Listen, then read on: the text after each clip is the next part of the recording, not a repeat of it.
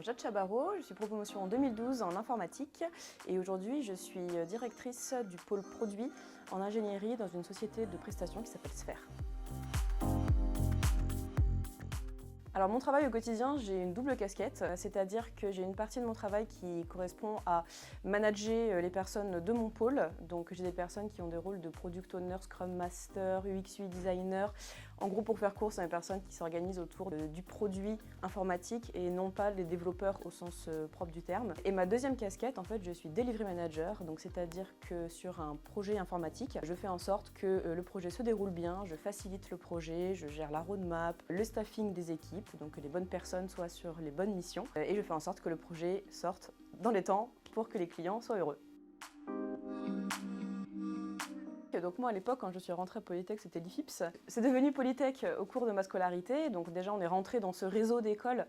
C'était intéressant de voir ce réseau se créer, on va dire, en y entrant. J'ai fait donc la prépa intégrée, donc ça m'a permis effectivement dès la première année d'études, rentrer déjà avec des cours d'informatique, ce qui était déjà quelque chose que je voulais faire. Et Polytech aujourd'hui m'a apporté des bases solides, donc m'a aidé à apprendre, comme je dis, ce qui est pour moi la base de l'ingénierie. M'a ouvert aussi des portes sur des potentiels stages qu'on a pu faire. J'ai pu faire 1 an à l'étranger grâce à Polytech, donc c'est ça qui m'a apporté lors de ma scolarité. Alors je pense que l'association des anciens élèves est essentielle typiquement pour accueillir les futures promotions, pouvoir leur expliquer ce que Polytech peut leur apporter. Plus tard aussi garder le lien entre, on va dire, les anciennes générations qui ont une compréhension du marché qui se déroule et les nouvelles générations qui vont arriver sur le marché. C'est vrai que même déjà à l'école, chez Polytech à l'époque, on n'était pas nombreuses, surtout en plus après sur la partie informatique. Ça se ressent aussi du coup logiquement dans les entreprises. Ça a vocation à bouger, on voit de plus en plus de femmes à des postes de responsabilité. Bon, c'est encore très faible, mais j'ai l'impression que ça bouge. Je pense que c'est très important de motiver les générations dès le collège, lycée et les écoles que ce sont des métiers qui sont ouverts à tous. Il n'y a pas de règles, il n'y a pas de cerveau différent entre un homme et une femme pour pouvoir pratiquer ce type de métier.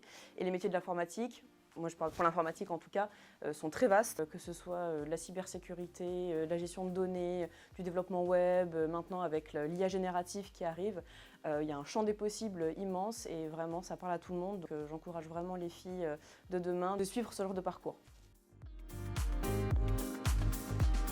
Ce que je peux conseiller aux élèves d'aujourd'hui, c'est vraiment de rester à l'écoute, de faire de la veille technologique en permanence. Ça, c'est quelque chose qui va être vrai tout au long de notre carrière. Ça évolue tellement vite, de plus en plus vite, qu'en fait, on est obligé de rester à l'affût des nouvelles technologies. Aujourd'hui, les spécialisations qu'on retrouve dans le cadre typiquement d'une entreprise, d'une société de conseil, ne sont plus les mêmes spécialités qu'il y avait il y a 10 ans. Tout a changé, les organisations ont changé, les besoins en entreprise ont changé. Donc, il faut vraiment rester à l'affût, s'auto-former régulièrement et toujours trouver, on va dire, sa passion dans ce champ des possibles. Moi, je suis une femme dans l'informatique, on est très peu.